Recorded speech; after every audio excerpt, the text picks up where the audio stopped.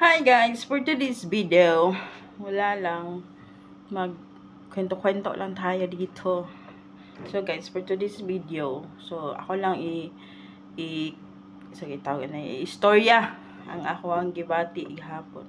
So actually guys, kanang emotionally, mentally, I'm not okay. Dili jud ko okay kay mga mukalit lang kog hilak. Dayon usahay ay ako matulog. I don't know what happened to me, pero mukalit lang jud kog hilak. Dayon na ako'y ma-imagine bitaw nga mga butang about the past na di pa ko maka-recover. Siguro mo nilang giingon bitaw nga traumatic imong childhood. Dayon wala pa ka move on sa imong childhood nga dito nga part traumatic ka. So bisag ipiyong ni imong mata, dili jud ka okay. So feeling nimo pag times na happy ka, kanang times bitaw na okay ang tanan, wala kay ginahuna-huna, dili ka stress. So feeling nimo naka-move on na ka sa imong traumatic childhood. Pero pag abot sa time nga matulog na ka, dahil napakaginahuna nga another problems, dito nimo ma-feel na papaday ka ka-move on, wala pa ka move forward adto nga time sa past, itong mga traumatic incident sa imong childhood. So mo ni guys, ako na experience mga 1 week na. Actually gabi na feel na pud nako siya before ko matulog magampo man jud ko. So demonyo lang kog dagway, pero atong kasing-kasing na pud ni kaluoy og kanang kuanoy ka na mainam poon. Sa seryoso ta.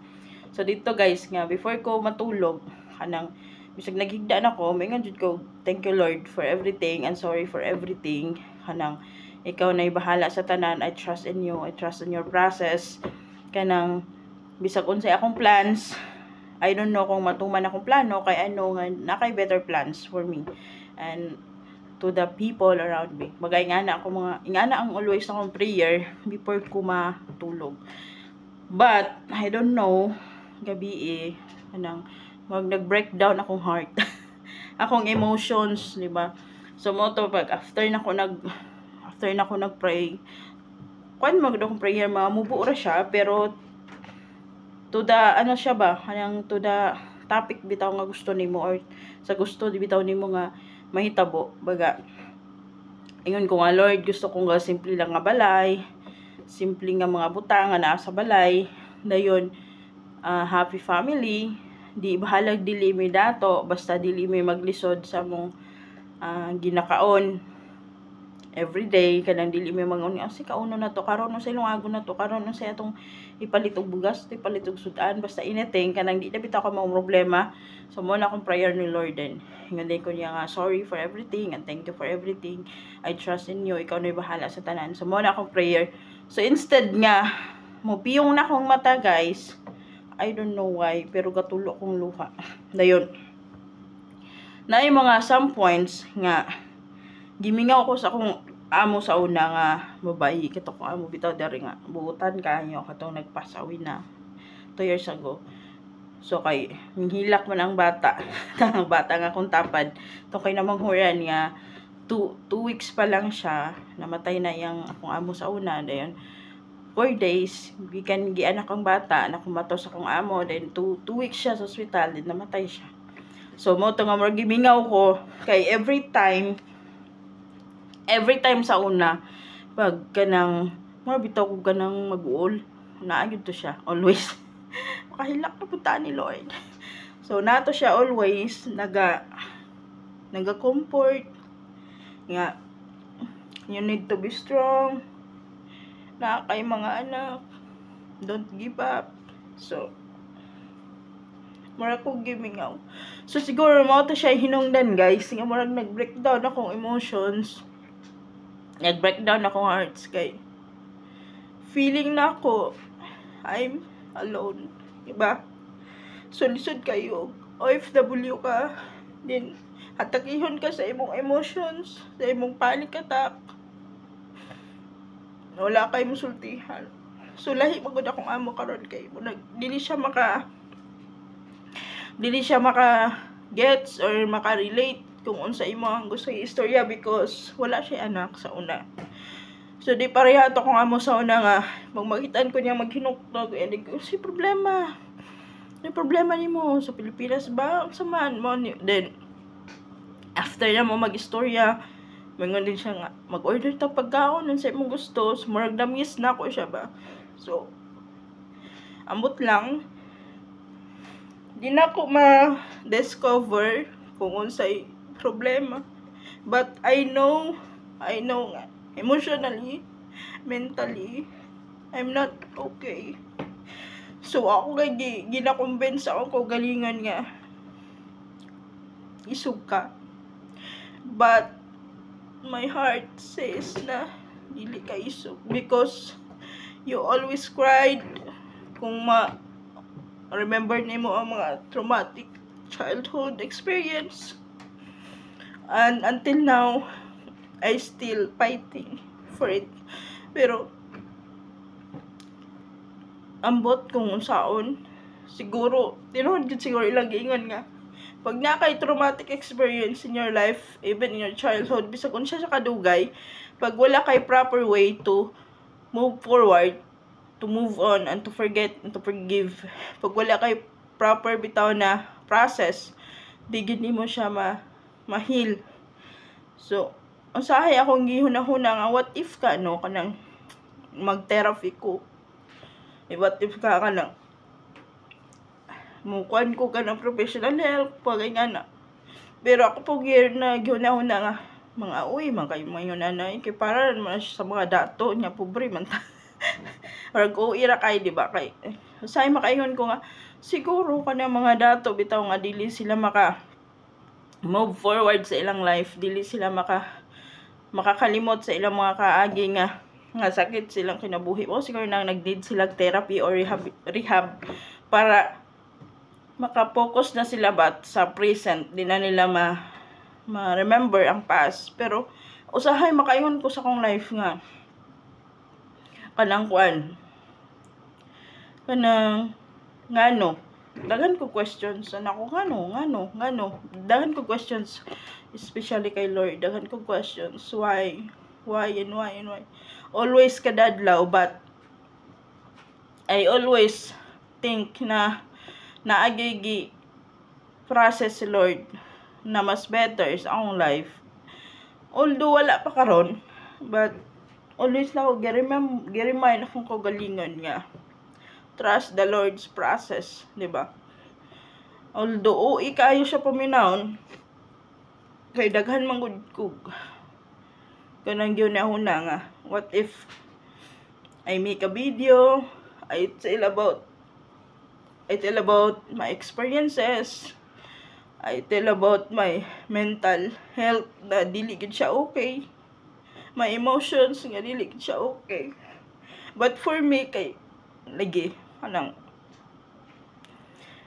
pobrita nga pati pagitag dagway marag ang pananaw sa uban o ira kayo. But I hope ma-open nilang mind na ang emotions o ang mental health nga imuha bitaw gina-fight for yourself. It's not easy to win nga mudaog ka para ana because it's difficult grabe sobra ka lisod. You don't know how to start, you don't know how to fight kay murag lisod kay siya labi na especially OFW ka, you're alone, ikaw ra isa bitaw ang makaintindi sa imong kagalingan because you're alone here, wala kay family. Even may istorya nimo ang mga tao sa imong kinabuhi sa Pilipinas, but it's hard for me na ma-feel na ko nga I'm alone lang gihapon mo nang kung kinsa man to ang naka-experience same sa ako na experience, I hope nga dili ka mo surrender. Keep it up. i-fight lang nimo kinahanglan mas mo daog ka sa imong emotion, kinahanglan mas mo daog ka sa imong mental health nga dili okay. Kay once nga mo give up ka dito na dayon mo abot bitaw ang thoughts nga what if mag-suicide ko, what if magpakamatay ko, what if I take my own life. Di na nimo ma-realize dayon ma-think nimo ba nga ngana lang ako bahadon no para maka gawas ko ani nga problema. I mean dili man siya problem physically nga imo siyang nakuan karon, pero problem siya inside in your heart. Kay maglisod kag control sa imong emotions, maglisod kag control sa imong imagination, maglisod kag control sa imong mental health, because there's something ba nga imong gipangita bitaw sa imong kaugalingon, and there's something nga imong gipangita sa mga tao nga imong gisaligan nga mo support sa imo ha, especially your family. Dako siya gatabang, especially na kay support bitaw nga kaya nimo na naka-support system, di ba? But for me kasi wala. Yes, I have my partner, but mas nindot ba gutong may your own family, pero wala man siya. So that's why usay mag-breakdown jud ko. Why akong gi-video? Because gusto ko ma-aware ang uban nga dili porket dako kag lawas, di porket sige kag kaon, di porket kusgan ka silang paglantaw, it's you're okay na ba? Okay na ba ka? No, it's not. Kasi bisag unsa pa nimo kabusog sa isa ka adlaw, bisag unsa pa kadagan mong ginakaon, bisag unsa pa ka happy mong post sa Facebook or etc. ini social media, but deep inside sa imong kasing-kasing nakabalo ka na you're not okay. Nga mag-ilak gihapon ka when you think the past, when you imagine the past, maghilak gihapon ka, because wala magud nimo nakuha ang answers, explanation, and asking for forgiveness why na imo hatong na kuan bitaw na experience ato nga past, nga traumatic past in your childhood, ay na experience nimo to, wala kay nakuha nga explanation, wala kay nakuha nga nag-ask sila for forgive you nga pasayloon nimo siya, pasayloon nimo sila, wala kay nakuha. That's why mo siguro nga akong heart, akong mental, emotions dili gud siya dali bitaw to forget. Mo siguro nga usay mag-breakdown payud ko. Nganyan usay gusto ko nga busy kay ko para at least makalimot ko, dili mo kan sa akong hunahuna kay isugra ko sa inyong paglantaw, tambok ko sa paglantaw, dako lawas kusgan etc. But na akong kasing huyang, especially my mental health and emotions, mag-breakdown yun siya guys. So dili lang yun ang emotions o ang mental health na to guys. Pag stress to depress ka, dili lang yun siya pangdato, pangtanan yun siya, especially nga na OFW ka, kay wala kay ma-feel nga support nga naa sa imong duol, because you are far away, na kay layo ka sa imong gisaligan nga mo support sa imong. So I'm still finding the answers kung saan ako siya pag handle. Hopefully one day mahimo siyang okay, hopefully one day nga di na ako ma-feel ang ani nga feeling, kay medyo uy kayo, kay dili ta dato dai pobreta, dili ta dato, dapat dili ka mag stress depressed diha, dili ka mag breakdown, di ka mag mental health nga dili okay, dili ka mag emotions nga dili okay, because dili ka rich. Matud pa nila ang mga nga problem pang rich daw na, di daw pang pobre. Kung pobre daw ka nga may gunani OA daw kay ka, but it's real. Nag-excess ang ani nga feeling, nag-excess gid siya, not only to the rich people, pero naasad ni siya sa mga pobre nga sama nato, labi na sa OFW. Ilusod kay siya i-fight. I don't know what to do. Every time na gusto na ko siyang isulti, or gusto ko nga na ko isultihan, but how? Ako ra isa. Then basta libog siya kung mo siya hunaon.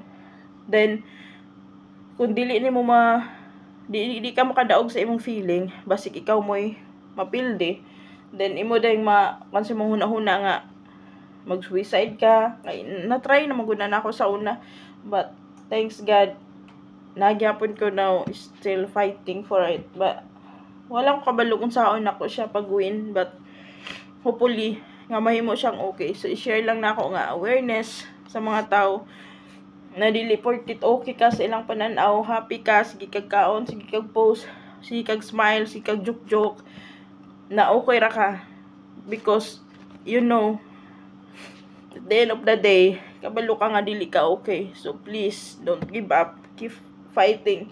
Kaya na to ni one day mahimo okay ang tanan, one day mawala ning pain sa imo kasing-kasing, one day ma-process ang imuhang emotions nga mawala na tong bad emotions o bad thoughts bitawon himo para mahimo nang okay nga mudaog kasi mong dapat daugan. So keep it up, tsaka dili ka malimot sa paghilak o pagpangayo bitaw help sa Ginoo, kay mao gyud mga katabang niya o iman pabinahon para sa uban, pero diha ra gyud ka makakita bitaw gaan nga feeling paghihilak na bitaw nimo after prayers. So more to guys for today's video, kay murag tulo na gyud akong sipon, isikma sa ni nato kay dungan atong sipon ug atong luha ani.